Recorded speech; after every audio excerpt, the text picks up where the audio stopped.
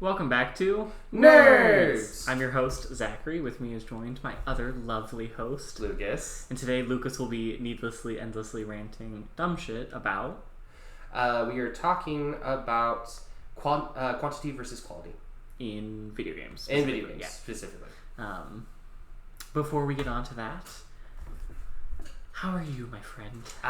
Yes. If you don't know, we are doing a bi-weekly schedule now where we're recording 2 episodes for each 2 weeks for us. Yeah.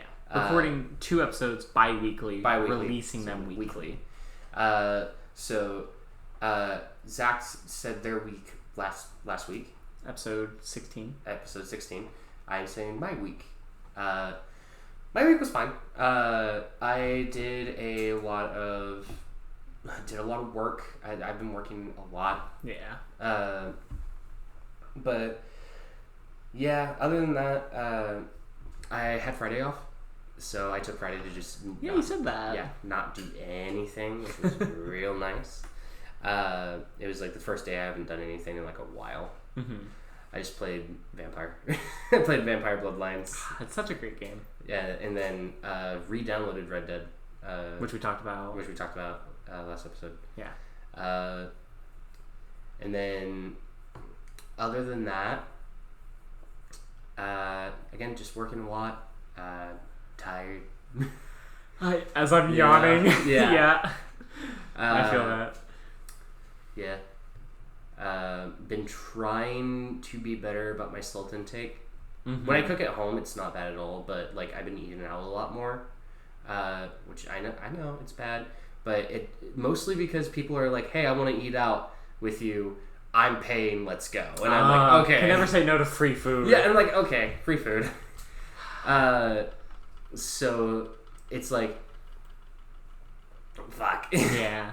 You gotta find the healthy options, Mm-hmm. the lettuce wraps, For sure. And that's what I've been trying to do, Mm-hmm. but not every place I go to has that kind of option. And again, it's not that I need to eat like, stuff I wouldn't normally eat. I just need to be careful about my salt intake. Yeah. So, like if you get fries, try to ask them for non-salted kind of thing. Exactly. Like no seasoning and stuff like that. Which now I just want Red Robins. It's our weekly thing that we do. What can we say? We're burger fiends. We're burger fiends. We might go get Red Robins later. Maybe. I don't want to leave. Yeah, I know. My sweet boyfriend. He's so sick. Yeah, I know. Other than that, I had a weird... I had a couple things happen this week, actually. My grandpa had called me out of the blue. And was like, hey, so we got a letter. It's from the IRS in your name. Oh. I was like, great. How'd you get the letter? You're like, it went to the old address that none of us live in anymore. Oh my god. And we're like, okay, so like when I was like 6, and they were like, yes. Okay. So they apparently sent me a letter. My grandpa sent the letter to me through the mail. And what I was hoping was my birth certificate was not my birth certificate. Oh. But it also wasn't anything bad either. Okay. It was literally just hey, we got a tax return thing under this social security number. Please verify. And I'm like, great. Getting mail from the IRS is never fun. It's terrifying. So yeah, it's literally just I need to verify that, which I will do tomorrow. But other than that, my family kind of went through a little bit of a family emergency. Oh. Because we had some weather events happen. Yeah. And I learned about that yesterday morning. Mm-hmm. When out of the blue there was a group chat made and my aunt goes, hey, we're all okay. There's no power and our cars are totaled. God. Windows are bursted. Ugh. I'm like, excuse me, what? What has happened? We live in like central-ish America. Yeah. And like where this is like a little southerner. Mm-hmm. Because it didn't really like it stormed here. But it stormed here, but not too bad. It stormed real bad there. Yeah. We both have family. Yeah. Like near there. Mm-hmm. So that's why I texted it in the group chat, like, hey, if you got family and friends, 2 tornadoes hit there, like... I texted my dad and he was like, yeah, power's out, but we're all good. He did send me a picture of their covered, like, not patio. They had like a 4 wooden post with like a tent on it. Mm-hmm. Really nice, but it was just like forward collapse. I was like, So there's a little bit of damage. So it happens, I can't say the name of it. Yeah. But it happened where my aunts live. Mm-hmm. And specifically one of my aunts got it the worst. Ooh. She's fine. She is okay. Yeah. And funnily enough, both my aunts and my cousins were at her place when the tornado just dropped. Jesus. So, they hid under the, like, attic stairs. Mm-hmm. Everyone's fine. If not a little shook. And just kind of getting their bearings. I think one of their cars was just completely demolished, and the other one, I think they were able to salvage. My mom, who lives near a lake, even got some, like, damage around their property. Damn. Like, storms don't usually, like, cause a whole lot of damage for them because, like, it's not much of a fear for tornadoes to hit, like, a lake. Mm-hmm. But, like, fully. My mom and my stepdad fully went through, like, power's out. Our baby car got hit, and so there's a little, like, not too bad, and, like, still functional, but the like hood is, like, dented. Damn. We were all a little scared. Everyone started calling everyone, but there's, like, barely any reception there. It's like the 3rd tornado near here. We've had 2 touchdown in the last, like, 2 months. I know. 2 tornadoes touchdown there. Mm-hmm. Oh. Yeah, it's been gnarly recently, weather-wise. Yeah. So we just kind of have to be careful. There's a lot of storms for whatever reason. There's really nothing you can do about it other than just hope and pray. Hope and pray. Pray always. Christian podcast. Yes. Oh, we should turn this into a Christian podcast. Fuck no. See nerds. See Christian nerds. Christian nerds needlessly ranting dumb shit. Praise Lord. Praise Lord. I got a rant about Jediah. Fuck no. Hell no. Anyway. So yeah. Those were the two like big things that really happened this week. Other than that, just a lot of work. Yeah. Right. Moving on from that. Oh, I did have, because you said family. My boyfriend's father and stepmother came down today, which I told you about. Yeah. But something really sweet. I've met them once. When we went up to where they were, it's like 3 hours away. Mm-hmm. I love them. They're super sweet. But they came down.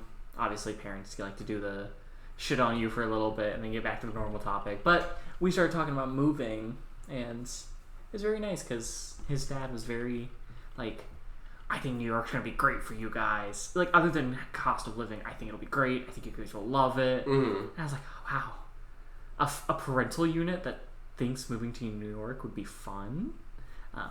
That's always good. It's always nice, and it was very supportive. And I was like, well, I've been planning this for like 3 years now. It's not just out of the blue. Mm-hmm. And I think he made a comment where he was like, back when I was younger, a bunch of my friends always talked about moving to like big cities like New York, and then no one ever actually did it. So he's like, it's good to see that you guys are actually planning to do it. I was like, oh, I love you too. We're planning to do Christmas up at their place. Nice. That's very sweet. I think we're going to do Thanksgiving with my family. Yeah, no, I don't know if I'm going to be able to do Thanksgiving or Christmas. We'll see.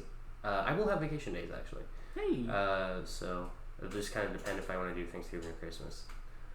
Most likely Christmas. Because Thanksgivings haven't been the best recently, but that's me with Christmas. Yeah. At least for my family. Mm-hmm. Yeah, no, my family has been... Last year especially was a whole, like, fiasco. But that's not a conversation for the... that's a conversation for when we end the pod. Yeah, that is a conversation for when we end the pod. But I don't think I've ever told you this story, actually. It's wild. I'm excited to hear it then. Yeah. Moving on. Mm-hmm. What's your weekly obsession?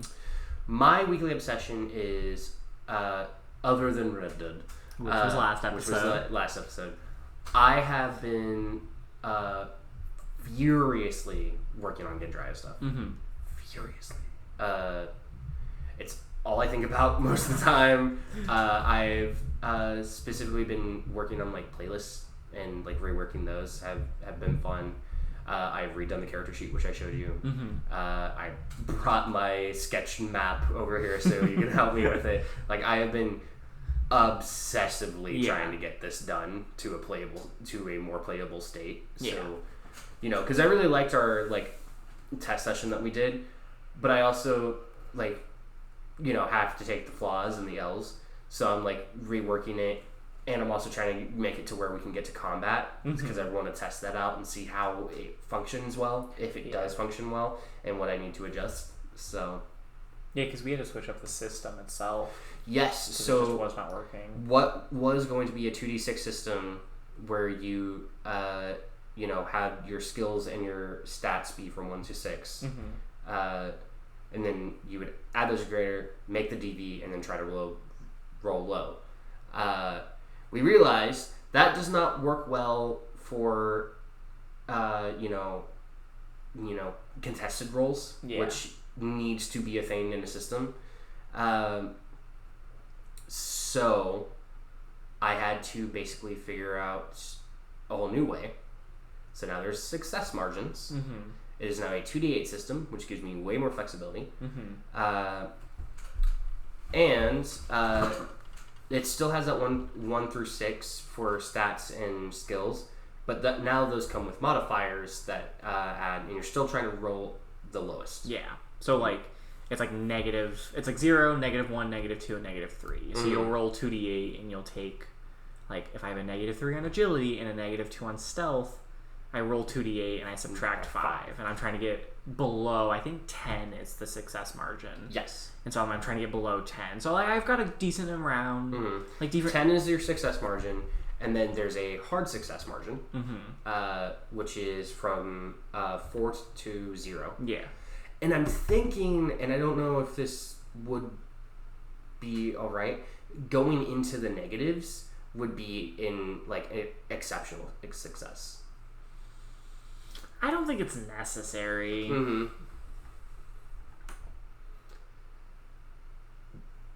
Yeah, I don't think it's necessary. Either. I think keeping, rolling snake eyes being a critical success, and then having it where it's like, okay, anything from 4 or lower is a hard success, so you can kind of have success margins.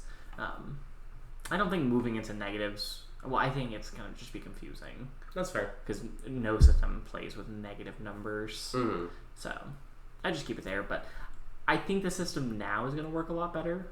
It should be enjoyable. Hopefully, when we play test it, it'll be much more fun. Yes. And we'll have to see if the success margin... I think that's going to be the hardest thing, is reworking success margin. Seeing... how that functions. Yeah. Is it too great? Is it too little? What if we switch around? But that way... when it might have to jump dice again. Who knows? Oh, a 2d12 system could be cool. A 2d12 system could be cool.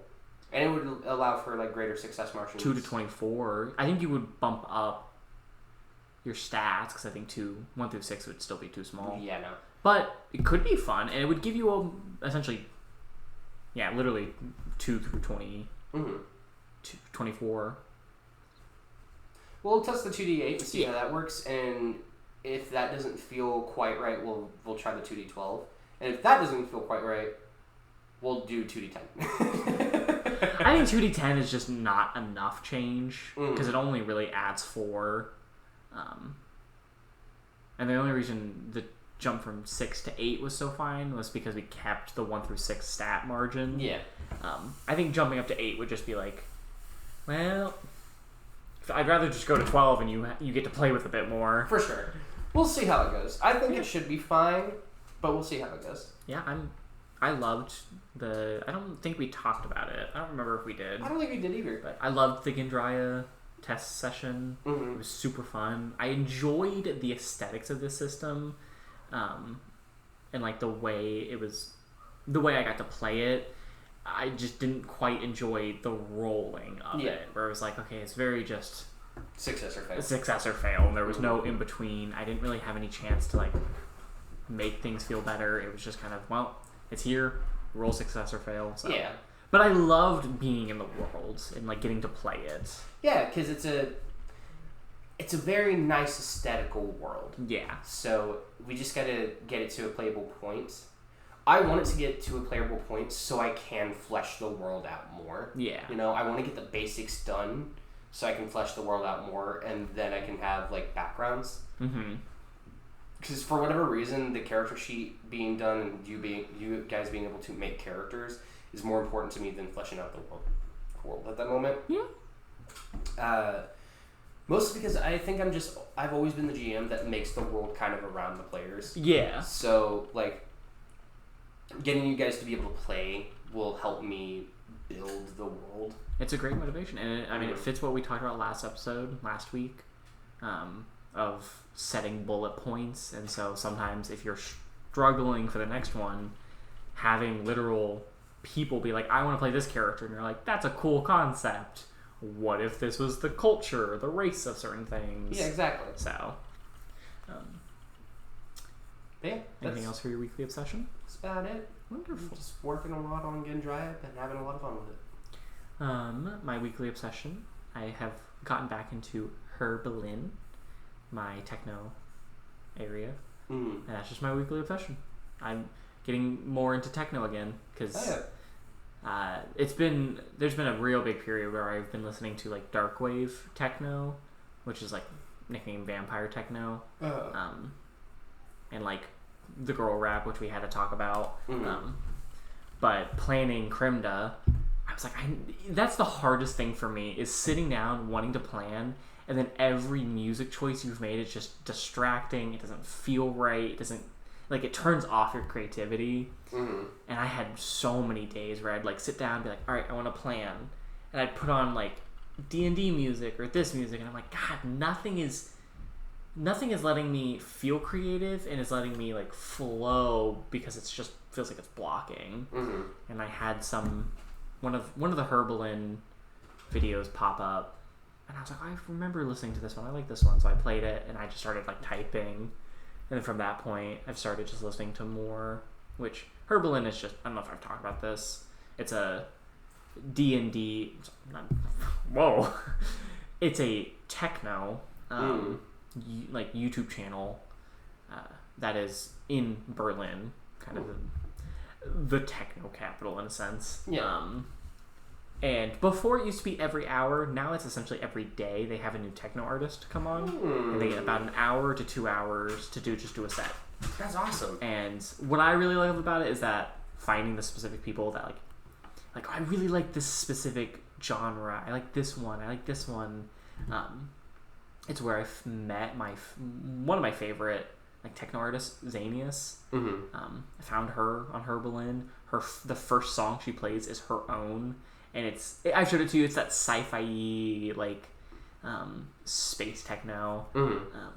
I'm gonna have to give them a listen, because a lot of like N.E.R.D.S stuff is like nature techno. Yeah, you can see if you can find some nature technos. Some of my favorite, I don't have any of the DJs remembered except for N.E.R.D.S.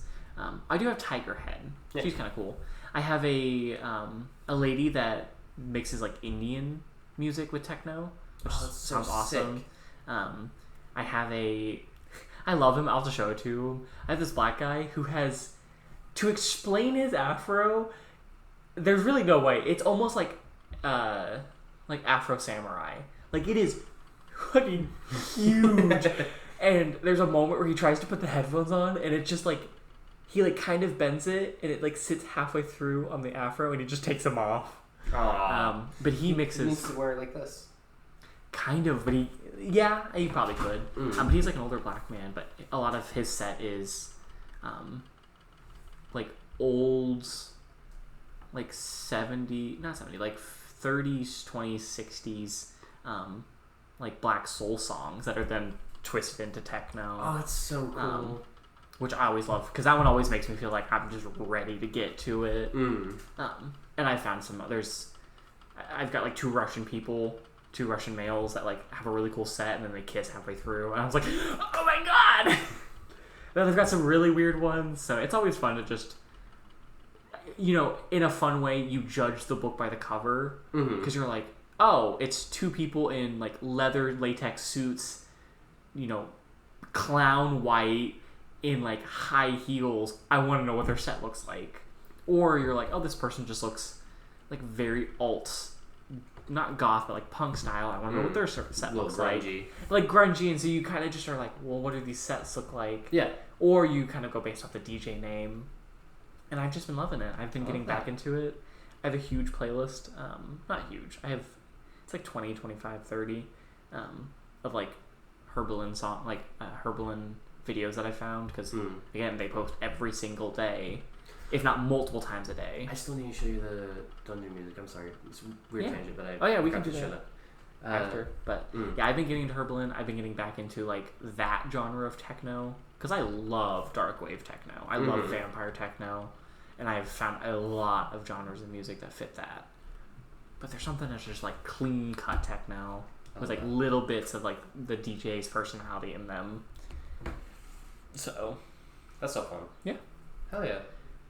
Anyways, you wish to rant about your dumb shit? My dumb shit, yes. So the world of video games has a lot of ways to play them. But something that people argue constantly about is the balance of quantity versus quality in games.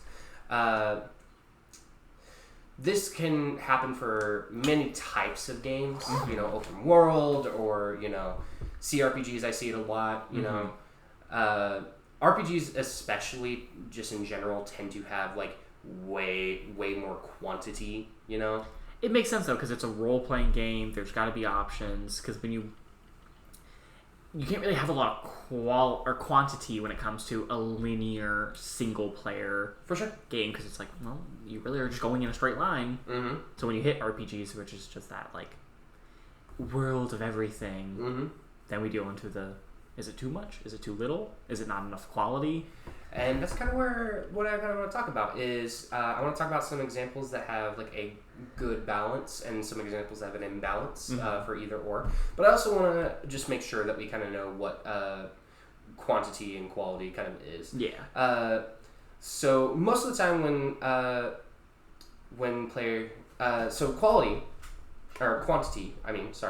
quantity is defined as the amount of a material or immaterial not usually estimated by spatial measurements. Yeah. Makes sense. Most of the time when players are talking about quantity in the context of games, they're talking about how much there is to do in a game. Yeah. And for some gamers, this is a major thing that makes a game worth buying and playing.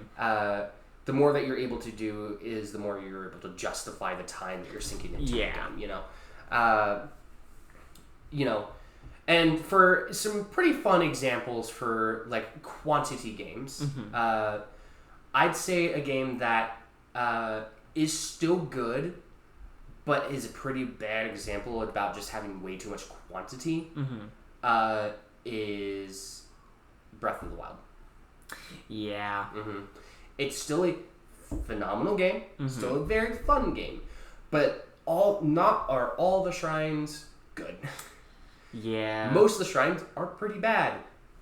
Solve this little puzzle. Nice. Solve it this different way to get a chest. Nice. Yeah. That's how I would explain Dragon's Dogma too. Where it's like, don't get me wrong, the game looks great. We've talked about this before, the gameplay is great. A lot of it is quantity, and a lot of the quantity is bad, where it's hi, welcome, can I get 2 gold ore? And you're like, okay, yeah, sure, you go get the 2 gold ore. She's like, can I get 4 ectoplasms? And you're like, okay, this is the 6th quest I've done, which is just a fetch quest. Yeah, exactly. Specifically also, you see a lot of games like Breath of the Wild have some sort of item or items that you collect. For Breath of the Wild, you have Kokiri seeds. Which there's so many. Which are so abundant, and there are so many. Isn't there like 400? Something around that line. I mean, the shrines are around the same, honestly. There's a lot of shrines. But the Kokiri seeds... Oh... There's 900 in total for Breath of the Wild, but you only need 441 to fully upgrade. Yep. So, what Kokiri Seeds allow you to do is upgrade your slots for like weapons, shields, and bows. You know, how much you can carry. Yeah. Not like a terrible system. However, the amount is fucking ridiculous. I know that the Kokiri Seeds are basically everywhere, but some of them are so well hidden, and collecting 900 of them is so stupid, especially for people who are like completionists, who are trying to fully complete the game. And I know multiple people who have done it, collecting 900 of these Kokiri Seeds. And guess what the reward is? A literal pile of poo. A literal pile of golden poo. Because it's supposed to be a funny joke that each Kokiri seed is a small piece of poo from the Koroks. And you get a big seed from the main dude who upgrades your slots if you collect them all. Which looks like a big pile of poo. That's your reward. Woo! Would not say that's quality stuff right there. No. So. Oh, God. Yeah, I'll say another example that I think is, again, still a great game, but is much more about quantity than it is quality, is Skyrim. I would fully agree. Yeah. I was going to bring this up, and I was a little nervous to bring it up. I enjoy Skyrim. I enjoy the fuck out of Skyrim. There's a lot of shit in that game, which is just like, go to this location. Name me 5 side quests that actually stuck with you. The only one I can name you is Call of Winterhold, because it's the only one I do. Like, I know there's a lot of... And that's the thing is, I think when people immediately think of those things, they think of, like, the Thieves Guild, the Dark Brotherhood, you know, Call of Winterhold, like, the big main quests. There are so many that are just like, fetch me this item. You have found this item. Go take it back to its original owner. Here's the thing. The quests that Skyrim does has so lack of substance. Yeah. Like, you get cool items from it and everything, but there's no real story. Like, some of them have some good story. Oh, absolutely. For sure. But there's no real good, like... For example, a big complaint of Skyrim is the main quest line. Yeah. People are always like, this feels more like a side quest. Because if you think about it, that's how all their quests are structured. Fully. In Skyrim. There's no real, like, diversity in what the quests kind of look like. Yeah. It's either a fetch quest, or it's go kill this thing, or it's go explore this dungeon. Yeah. Which usually have all three. Go explore this dungeon, you get the item at the end, either you keep it or you need to return it to someone else. Yes. And then you go talk to this person who usually is not very, like... I would not say that any of the NPCs in Skyrim, other than the DLC NPCs, are really, like, great characters. Not that I can... Like, there are some that have some interesting personalities. But, I mean, that's kind of... When I play Skyrim a lot, it's a lot of button mashing through dialogue and then rushing away. Yes. Which I will say brings me into a very good point that I have just thought about while talking about quantity. People that enjoy quantity for a reason. Yes. They want things to do. Quantity comes more commonly in MMOs. Yes. Which is really no quality, just so much. Well, it depends on the MMO. There is a lot. There is, I would say, Final Fantasy XIV is consistently the MMO that I hear that is like, oh yeah, no, there's like really great shit to do. Did not know that was an MMO. Yeah, Final Fantasy XIV is an MMO. Interesting.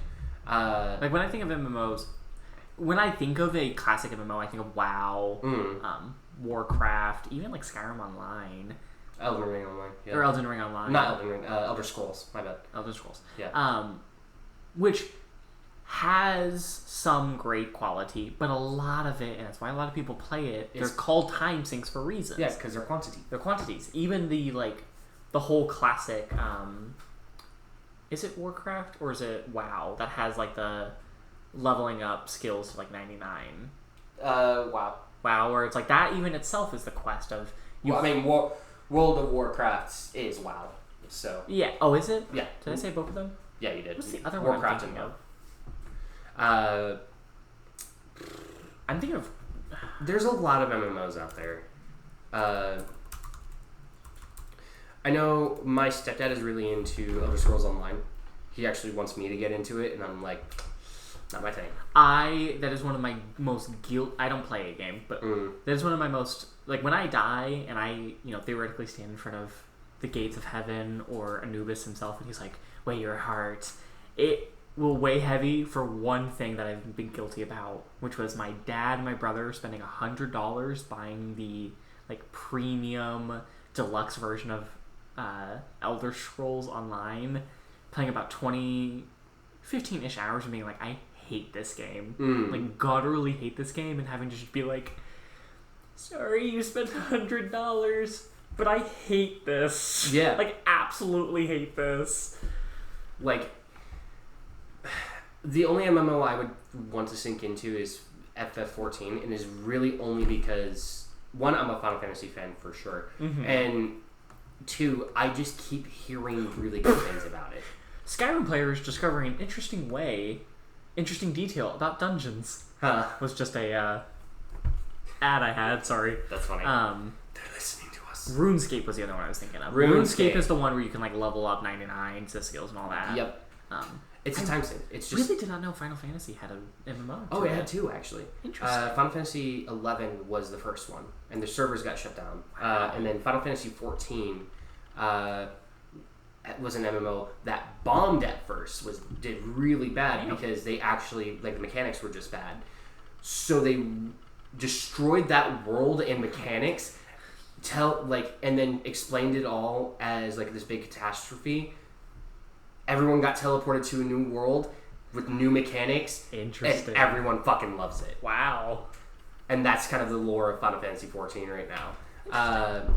It keeps getting updates. A lot more people play it more often, like, nowadays than ever. Like, people love that game. And it's honestly the only MMO that I'm like, man, I kind of really want to try it. But yeah, MMOs are my sort of definition of quantity over quality. For sure. Because you've got so many people there that you can tell a story. Because all MMOs have a story. Yeah, for sure. But it's just never, that feeling of a single RPG or even a single player game. It's just so much. And at times I feel like Skyrim feels like an MMO. Yeah. Where it's just so big and a lot of it is just so empty, yet you're so full of quests. There's so much to do. And that's the weird thing with quality versus quantity is quantity doesn't equal, like, quantity just means there's more stuff to do. That does not equal, like, the things that you have to do are fun, nor does it equal the world being filled with things. Yeah. Because I'd say that's more quality. Yeah. Like, love Dragon's Dogma 2, though the quests feel very quantity heavy. That's what was my biggest, like, pushing factor on it being a actually good game was the quality of the environment, the quality of the dungeons, and the not the storytelling, but like the gameplay itself, which made it much easier to overlook just the quantity of just really bad side quests. For sure. Even bad main quests. And that's why Final Fantasy XIV interests me so much, is because everyone is like, you cannot skip the story because it's one of the best parts of the game. Interesting. So, yeah. Now, you talked about Korok seeds, and I forget to mention Dragon's Dogma 2, I think we've talked about this too, has its horrible collection side, which was the secret tokens. And talking about just shitty final rewards for collecting a certain number, theirs is, I don't remember the name of it, but it's a ring that gives you a higher XP gain percentage for disciplines, like for your vocations, which at that point, and I think I've learned, you have to play multiple playthroughs to get that many secret tokens. At that point, you're going to have already maxed out all your vocations, so a ring that lets you max out vocations quicker is just the dumbest shit. Thing. Like, absolutely dumb. Absolutely horrendous. I don't know why I don't know why a lot of games struggle with rewards being fulfilling. Like, just make it a really fucking cool weapon. Because they can't live up to the hype of previous games where the reward for playing, like, getting these things was more game. Yeah. You know? But that's another time. Yeah. Going on the opposite spectrum now, we're going Quality. into quality, Mm-hmm. which is the definition of quality, the standard of something as measured against other things of a similar kind, the degree of excellence of something. Mm-hmm. In a gaming standpoint, usually quality is based on the experience of the product. Mm-hmm. How much fun you had, how much, like, it's not usually time investment, but it's usually, like, the feelings and emotions that you gain and the amount of fun that you had from the quality. Absolutely. The product. So, I say something that is really good quality-wise, but is very quantity-wise. Mm-hmm. Portal games. Oh, absolutely. Yeah, the Portal games are fantastic games that you cannot do much in. Yeah. You know, you have a portal gun, you go but, and it's blah, blah. Mm-hmm. You know, you figure out the puzzles and you move on. Yeah. There's not much substance to it. There's not much to do in it. But goddamn, are they super fun to do. Yeah, absolutely. Mm-hmm. So, weirdly, like... And again, quality versus quantity is a thing because what do you want to spend your time investment on? Yeah. Do you want to spend your time investment on a 10-hour game that's really good, or a 100-hour game that has a lot of stuff for you to do that has like some good in it, Absolutely. And it's kind of that goes into like the kind of gamers that you are. Mm-hmm. I personally like something both, and I have some examples on that. Interesting. But yeah, for another game that I would say does it really well, like quality wise, but not very well quantity wise, is a game that I fucking love. Shadow of the Colossus. Oh yeah. Mm-hmm. There's nothing to do in nothing that to do in that game. Nothing at all. There are time trials, which is how fast can you kill the Colossus. That's it. You can explore the world all you want. You can go kill some wizards. You can go pray at these shrines. That's it. That's it. It's a beautiful world. I've gone on and on about how much I love that world, how much I love that aesthetic, how I love the mystery of it all, how it gets you to question things and makes you feel bad about it. The quality of the story itself, it's so simple, but the same way that a sword is simple, Yeah. It cuts great. Yeah. There is not much to do in that game. It is one of my personal favorite games of all time. I can beat it in like 2 hours. Yeah. I have just thought of an example, because this one's a little harder, because it's not hard to think of games that have a lot of things to do, but not such good substance. Mm-hmm. It's a lot more difficult to think of games that are very well done, but are very small. Yeah. Because we don't tend to see them. We don't.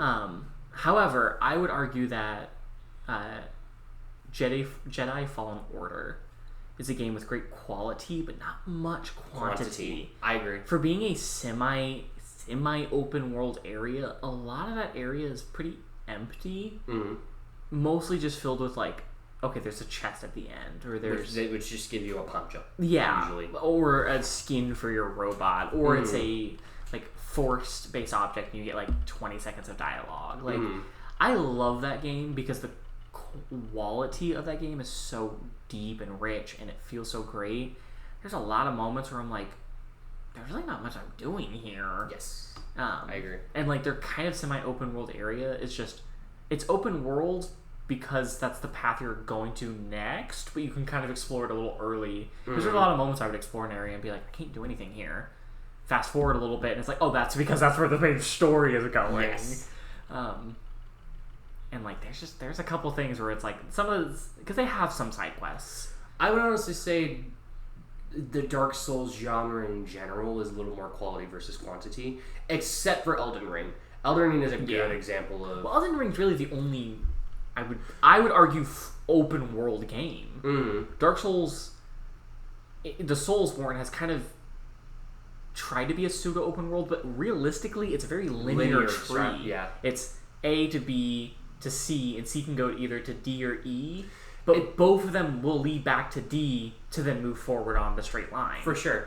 The level design in Souls games, though, are gorgeous. Fucking good. I mean, the fact that you, like, in just even Dark Souls 1, that you end up winding back to Firelink Shrine from... like 3 different areas. From 3 different areas is just fantastic. The fact that you can go to Firelink Shrine from essentially the deep... the catacombs, even the classic progression and like kind of leading back to Quelaag's domain. I mean, there's the elevator that takes you back to Sin's Fortress. Yeah, like it's beautiful design. Oh yeah, and it's one of the like, you know, again it brings up that quantity versus quality. There's not a whole lot of areas. Yeah, but the quality of the level design is so good. The quality of the enemies is so good. Yeah, you know. And again, Elden Ring is where I think they strike that really fine balance, but even then it skews more into quality than it does quantity. Yeah. You know, there's still a lot to do in Elden Ring, don't get me wrong. I think it strikes a better balance than I'm thinking, honestly. Mm-hmm. It's a damn good game. Yeah. But that was the first. Jedi Fallen Order was kind of the first one I could think of mostly quality, less quantity. For sure. And it's hard to... Because when I think of that, I tend to think of more single-player games, which isn't quite what we're talking about. Single-player linear type games, usually. Because those can't really have quality. Or they can't have quantity because they're single. I'm trying to think of games that are open-world RPGs. That are quality, but less quantity. And it's hard. I will say a game that I played recently that I think fits this really well of quantity versus quality. That is pretty open in how you can kind of explore it. It has more open zones than it does like open world. But it's that it was that one game that I talked about playing that was like Shadow of the Colossus, where you fight where it's like a boss rush. Oh my god, yes. What was it called? The Hunter? No, I don't remember. The Hunter or something like that. I remember you talking about it, yeah, because it was like a semi-boss rush, which you got to explore the areas. Yeah, but the areas were so fascinating. There was actually stuff to do in them because there was like puzzles that you did. But and it was very open. And the biggest thing was like these beasts are kind of hunting you down, so you have to watch them. But there's not really much to do in those open areas other than explore them, which is fine, and it's fun. Yeah. It's super fun to explore them because the movement in that game is super fun. You shoot arrows at these like medallions that are floating within the air, and each time you hit them, it speeds you up. Yeah. So if you can hit them consistently, you continuously have this speedy run to go through. That's honestly usually how you get away from the big dudes that are coming after you. But I just thought about another one. It's like you said, semi-open world, but it's level based. I think the Dishonored series.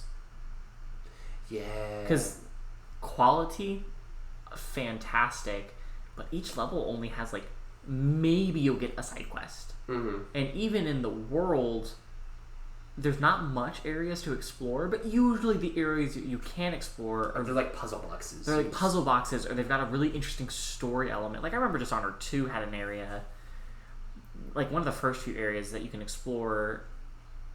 You have no reason to get there or no reason to go there, but it's some apartment that's blocked off with like a quarantine, and you can find your way in there, and it's like got the whole like floating bug nests in them. You can kind of find some like context clues of like this was one of the few outbreaks, like first outbreaks, and it was like a really cool area.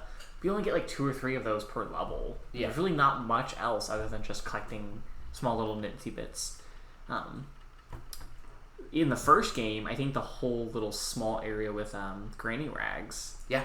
like it's So good. technically a little bit main story because they kind of say you can go here or here, but that whole little area with Granny Rags and the Slackjaw is such a fun little area that you're like, I wish we got more of it, but that's kind of it. It does kind of go, like, later on, if you do their quest lines throughout the game, later on, they have, like, a really interesting moment where you can find them with, like, a cave, and Granny Rags is, like, about to fucking kill Slackjaw, and you basically either help her kill him, or you help kill Slackjaw, her. Yeah.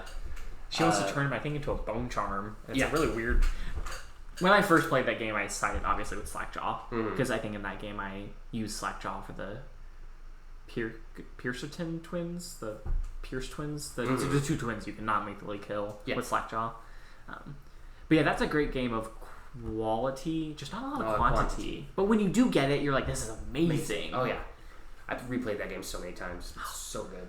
But yeah. Games that I think strike a pretty good balance, though, of quantity and quality.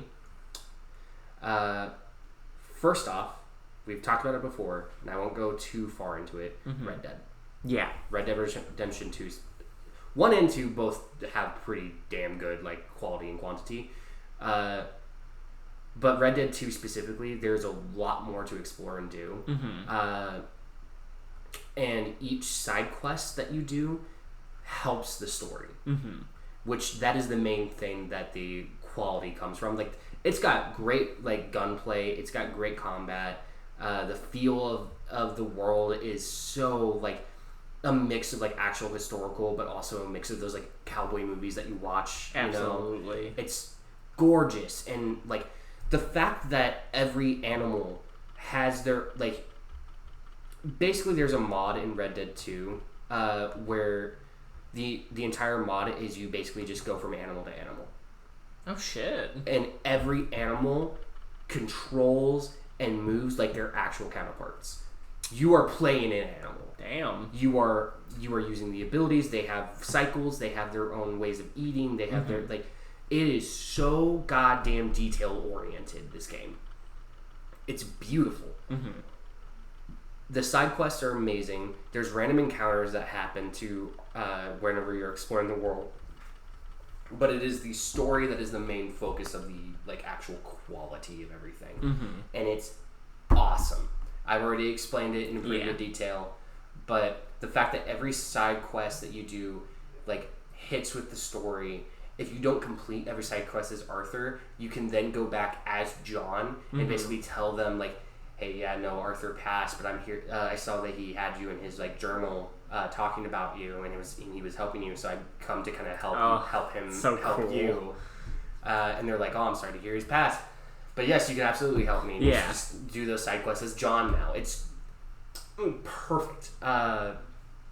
It is legit, like, probably the most balanced game in quantity and quality. It is a long game. But never for a moment am I bored playing that game.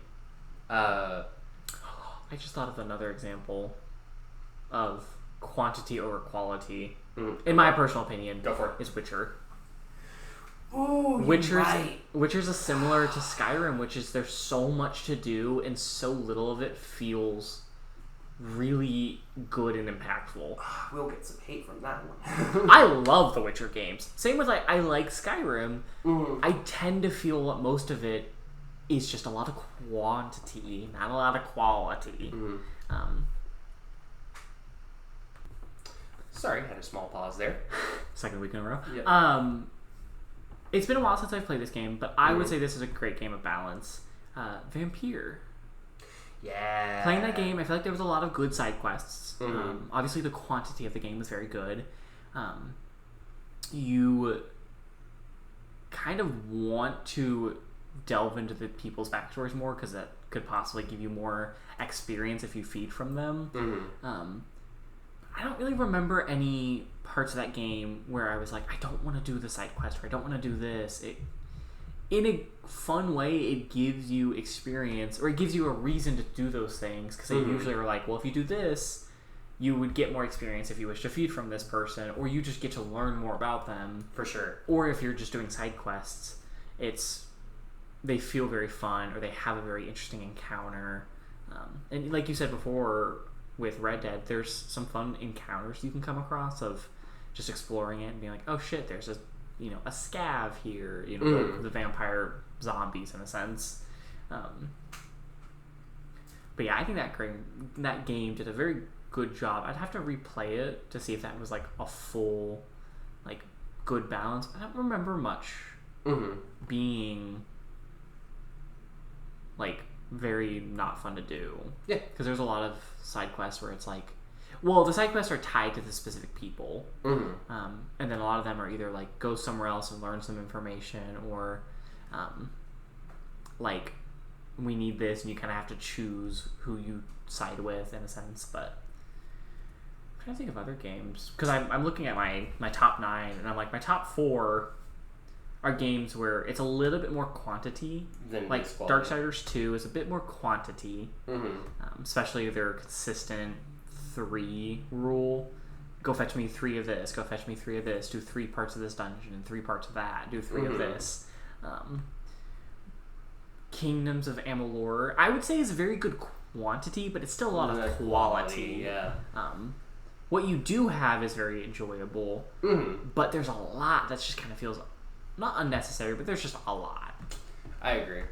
No, there's a lot of... It's hard to find that balance, in games. Because it takes a lot of time and energy to make a game, and you kind of want to make your games, have the feel that you're actually wanting them to have. Yeah. So, I would say another game that has a lot more quantity and not a lot of quality... Oh no, would have more quality and not a lot of quantity, actually, is... and this is an open world game, Ghost of Tsushima. Because really think about what can you do in those worlds other than fight bad guys. You can fight bad guys really well. It's fun. And you get, like, bandanas. But there's really not a whole lot you do in Ghost of Tsushima. Yeah, because even... Other than main story stuff. Even, like, the Torii Gates and the Fox Shrines, which I really enjoyed, got very tedious. And I 100% the first island, because there's a lot to do. There's a lot of... Are they called Toro Shrines? Tarot Shrines? Tarot Shrines, yeah, something like that. And there's a lot of Fox Shrines. Or Toro Gates. Fox Shrines. They're interesting. They're all cosmetic based, though. And after I got to the second island, I was like, I don't want to do this again. But it was a great game to play. Oh no, it was a fantastic game to play. Yeah. And the story was pretty cool. It was just, there wasn't a whole lot. I don't think it should have been as open world as it was. Yeah. There was not a lot that they filled the world up with. It was really just collection. And I agree fully where, like, I feel like it kind of dampened a little bit of the story. What great story, because I enjoyed the ever-loving shit out of that story. For sure. It just was so open world that I was like, I kind of wish you would have, like, halved the size so I wouldn't feel like I had to explore every inch of this. For sure. My second example that I have is, no surprise to anyone, Baldur's Gate 3. Would you disagree? I wouldn't disagree. I would say that game is harder to define, because I would say the first act is a great quality over quantity, because there's really not much to do in the first act. I disagree. There's a lot you can do in the first act. If you really explore everywhere in that first act, there's a lot to do. And that's all fun. I guess. I don't know. First act to me feels very linear, which is like the main area, and then you either go Mountain Pass or you go Underdark Pass. And even the Underdark Pass is like, there's a little bit to do, but it still kind of feels a little bit linear. I mean, when I'm still spending like 20 hours within like the first act, like there's a lot to do. But I don't know if all that stuff is quality, though. A lot of the side quests in Baldur's Gate is kind of just quantity. It kind of depends. I would say more of it is quality than it is like just quantity. Like, I love fighting Anti-Ethel.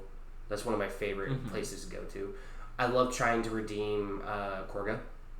That's one of my like, just I like how much of a bitch she is, but you can fully like redeem her.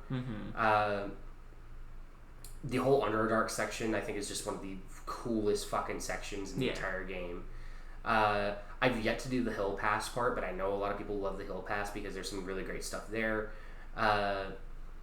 You know, the story of Baldur's Gate 3 is great. The characters are phenomenal. Like, there's not been a single character that I've like run into where I'm like, oh, this would be this character feels weird. Yeah, you know, in this game, like, I mean, it's game of the year for a reason. You know, it dominated game awards for a reason. And I do agree that like third act is not as good as the other two. Because I really liked Act 2, because Act 2 felt like a great... Like, there was a lot to do, but there wasn't enough to make me feel like I have to, like, be stressed out about it. Where Act 1 was a little bit more than that. I like Act 1 because it's such a great start. Yes. But there are still things where I'm like, do I really need to do the side quest? Do I really need to do this? Do I really need to do that? But I definitely think the first two acts are very quality. Act 3 is a little difficult because it's a lot of quantity, and I don't think a lot of it is quality. It's not main story related, just side quest related. Of like walking around the city and just getting side quest after side quest. I mean, all of them hit this kind of like margin though that I think is really nice. Yes. Off. We're talking about Baldur's Gate. Baldur's Gate. Sorry, it's another small pause. Having a lot of those recently. No, I love Baldur's Gate, and I think the first two acts are the strongest. They're very, like I said before, very quality. I think that game has a little bit of issues with there's a lot to do, and if you want that, like we've talked about with MMOs, then you're gonna love it. I know a lot of people who get overwhelmed in Act 2 and Act 3 and either stop it. I mean, most of our friend group has not gotten past Act 3 and has either restarted it or has quit playing. That's true. Because after Act 1, you're like, great, there's a lot to do. I can kind of deal with it. Act 2 gets to the point where you're like, great, it's still amazing to play. There's still a lot to do. And then when you hit Act 3 and it's like, okay, the third time, it's great to play. There's still a shit ton to do. You almost overwhelm yourself. Yeah. Because it's like, you kind of expect it, in a sense, to either lessen or to possibly, I don't know, I just feel like in Act 3 there shouldn't be as many side quests that you get in the beginning. No, I can agree with that. But I still think the side quests in Act 3 are pretty damn good. Like, just from what I've seen of it. Because, like... There are some really good ones. I mean, getting Minsk and Boo, to me, is, like, who played, like, Baldur's Gate 1 and 2. That's a huge one, because, like, he was one of the main party members in that game. I will say this, I think my issue with Act 2 or Act 3 is that I feel like the map really fucks up. Because I remember playing a lot of that, and first of all, never met or found Minx or Boo, and I feel like I've explored almost all of that city.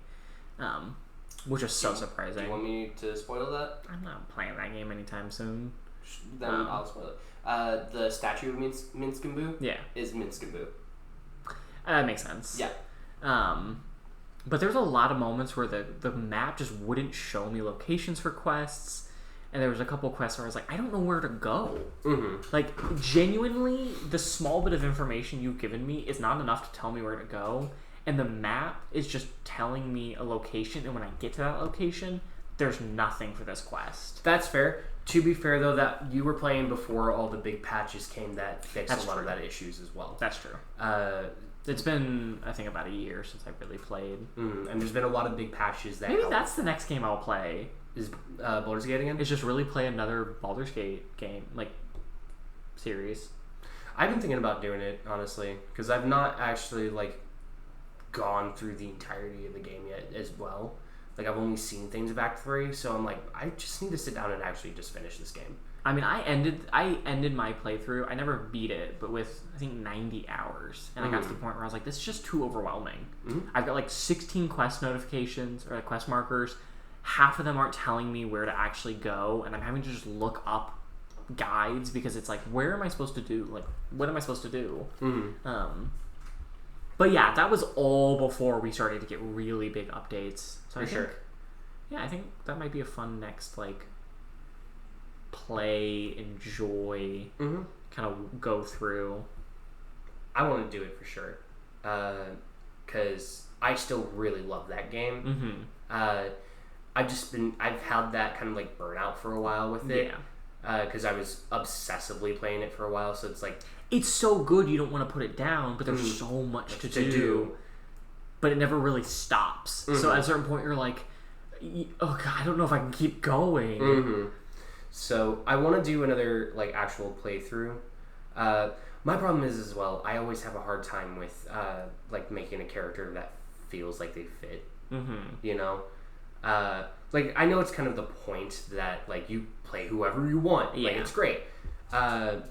But I always have a hard time being like, I don't know if this character actually fits with this party, with this world. Mm-hmm. Like, you know, it's a cool character, but it doesn't, you know. My hard part is I always kind of just gravitate towards like, well, you're the main character, so you're 90% of the time going to be talking, so it's hard not to try to play a character with high persuasion, high charisma, because that's kind of what gets you out of a lot of situations, or get you into a lot of good situations, is just persuasion checks. Yeah. It's hard to want to play like a barbarian and not go murder hobo, because you're so low charisma, so low will and wisdom and all that. For sure. Intelligence and wisdom. But that's why I really like doing... I really enjoy doing those other classes and stuff because they have dialogue-specific things for most things. Do we play our playthrough? Is this the time? Because I think I would enjoy just me and you. Because we have very similar play styles of like not wanting to go murder hobo and start killing people, try to talk our way out of things. I want to help people usually. Yeah, me too. So like, yeah, I think it's the time. Because that could be fun. We play ourselves, and we do have a work schedule that kind of fits. Yeah. Like you get off at 2, I get off at 5 most times. Yeah, it gives me a few hours to kind of do whatever I need, and then we can just play together. Anyways, I think that's all I have to say. Yeah. Anyways, we're gonna go play Baldur's Gate. Yeah. But no, I'm trying to think of other games. Because, yeah, that balance of really good with just the right number of side quests and, like, things to do. That's not overwhelming. That's not, like, too daunting or too little. I would say a recent game that I've played so far that has stimulated me in a... I'm going to read the word, but... Stimulated! Has made me feel this way in the sense of, like, oh, I am having the most fun and there is a good amount of stuff to do. Lies of P. Yeah, I've heard great things about that game. Legit, there is a lot of like side quests to do that has a lot of real fun and potential to it, and it's just a good ass game. Like the fucking boss fights, the enemies, the level design, like it is a FromSoft game that is not made by FromSoft. Yeah, and even kind of like exceeds. It's a true. It's a true better Offspring. Yes. Of like, you can tell its parent company is from Offspring. Or from Offspring. from software. Yeah. Like, that game is... It's not a Souls-like. It's not like... It's not being like, oh, we're kind of like it, but we're not really... It is like, we are a diehard... We are a game that is like Bloodborne, like Dark Souls, like Sekiro.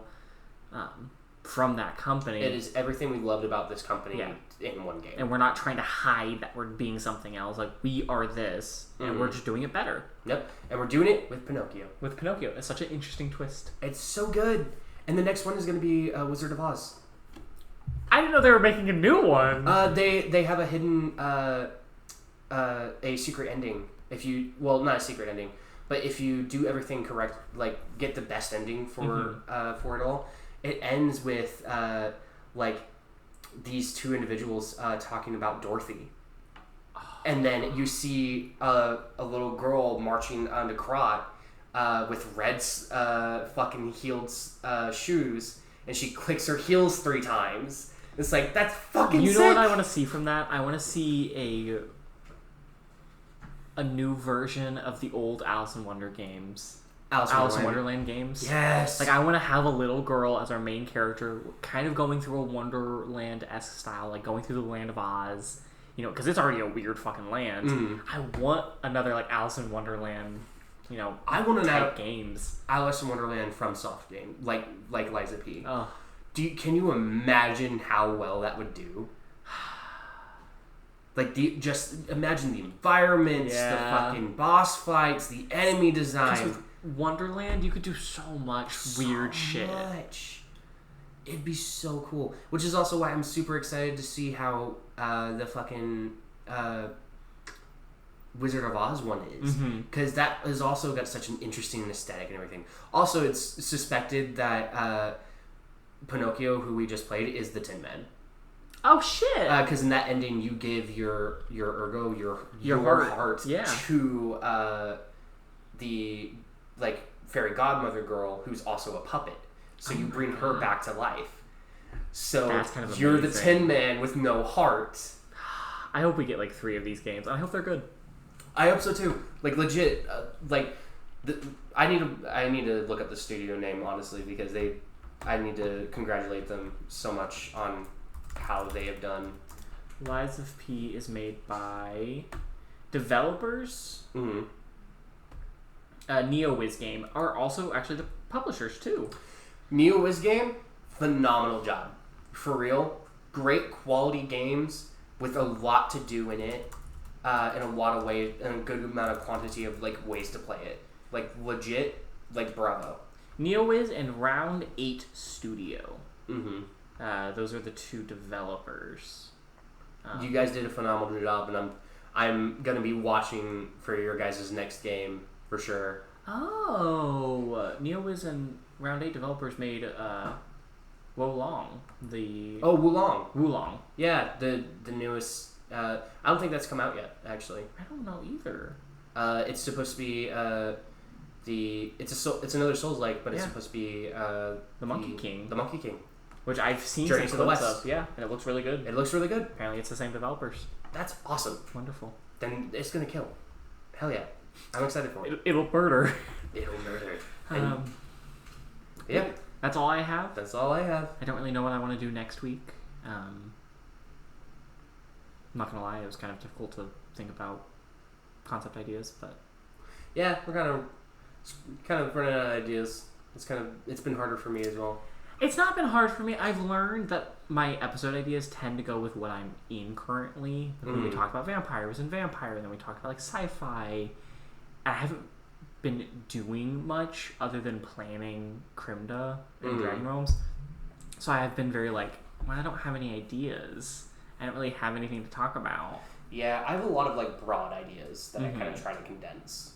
Though I think one that would be fun is possibly a Baldur's Gate concept of... I'd love to talk about playable characters, or at least something to do with like normal versus dark urge kind of thing. Something I would really love to do is actually talking about customized characters, because I would love to go in the aspects of V, and why I don't like them, and all that kind of stuff. Like, do customized characters work for some settings? And the type of customized, because there's a lot of times where it's like you get to customize your character and there's no voice acting. Yep. Which is Dragon Age Inquisition. All the fucking Elder Scrolls games. No, Inquisition has voice acting, but it's not really good. All the Elder Scrolls games. All the Bethesda games, honestly. Yeah, customization of character, but there's no voice acting. Do you do the Cyberpunk thing, which is customization of character, but it is still technically one voice acted? Or do you go the full route of no customization and it's fully acted, like Last of Us, Dishonored kind of thing? I think that would be a fun topic to talk about. Yeah, because there's a lot of like good ways to do it and bad ways to do it. Because I'm not going to lie, I don't mind full customization with no voice acting. But we've talked about this, I think, either in this episode or last episode. I don't like it when it's that mix. Last episode. Like, I'd rather... I don't like it either.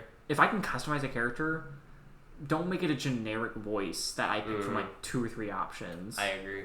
Like, Dragon's Dogma did in a very good way, where there was no voice acting. Yep. So I felt like I could interpret my own character or read it in my own voice. As much as we give Skyrim crap, I think Skyrim did it great. Yeah. I mean, fucking Baldur's Gate does it phenomenal. Yeah, you just don't talk. It kind of skips over your line, and then you move on. Yeah, and there is some voice acting stuff that your character does, but it's not like a crazy amount. Yeah. You know. Yeah, that's an interesting topic we can talk about later. Oh my god, we gotta play Baldur's Gate like tonight. Are we playing tonight? I'd love to play tonight. Go get food, drop you off. Yeah, go get food, drop me off, and we'll play tonight. Oh, I can set up my mic, but that's not hard. Oh, that's easy. All right. I'll see you in 2 weeks, but we will release episodes weekly. So yeah, that's all we have. That's all we have. Bye-bye. Bye-bye.